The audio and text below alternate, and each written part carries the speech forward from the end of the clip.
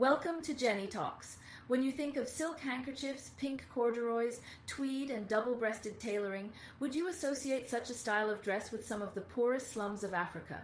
Today I am telling you a story about Sapeurs, a subculture of extraordinarily dressed dandies from the Congo. In the midst of their war-torn slums, these men dress like tasted millionaires, but they are not rich. It serves as something closer to a religion, a code of living. Records of African dandy men go back as far as the 18th century, when Africans were given extravagant and elegant costumes by their European masters to effectively fit in with their luxurious surroundings. Liberated Africans had already begun to create their own unique dandy style, in some cases doing it better than the Europeans had ever done it. These fashionistas formed an association called Sapeurs. A sapeur must have sartorial know-how. Socks should be a certain height, a maximum of 3 colors can be used in one outfit, and an attention to detail is required, such as leaving the bottom cuff button of a suit jacket undone. Telltale difference between an off-the-rack suite and a tailored one is buttonholes that you can actually undo. They consider their style as an art form, the art of being a gentleman. Being a gentleman is not just about being a sharp dresser, it is also about impeccable manners. Sapeurs regard elegance and fashion as the most important things in their lives. Even if they live in poverty, they still have to save every penny they have to buy handsome suits. The reason for this is that the Sapeurs people are not the second generation of rich people. Many of them are engaged in occupations such as workers, clerks, and drivers. Only by frugality can they afford expensive suits. Don't think that the Sapeurs are wearing fakes. On the contrary, they are wearing top-tier luxury brands such as Armani, Gucci, and Yves Saint Laurent. The leather shoes on their feet must also be top-notch customized brands. If you have a pair of crocodile leather shoes, you will be the most handsome boy among all the Sapeurs and can enjoy the envy of all the members of the Sapeurs Association.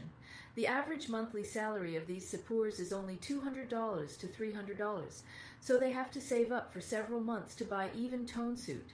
The most exaggerated one is like a man who saved a pair of leather shoes for 2 years before he finally got it. They would rather buy second-hand goods than buy fake ones for cheap. All sapers have vicious eyes. They can tell the truth from the false at a glance. If anyone is caught wearing fake goods, he will be expelled from the association and will never have the opportunity to be elegant again.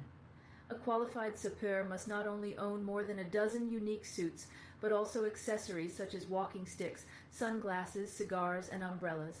The most important thing is that sapeurs must have a high degree of aesthetics and be unique in matching clothes. Generally speaking, there can be no more than 3 colors for sapeurs' clothes. On rest days, there will be a sapeurs party in the city center.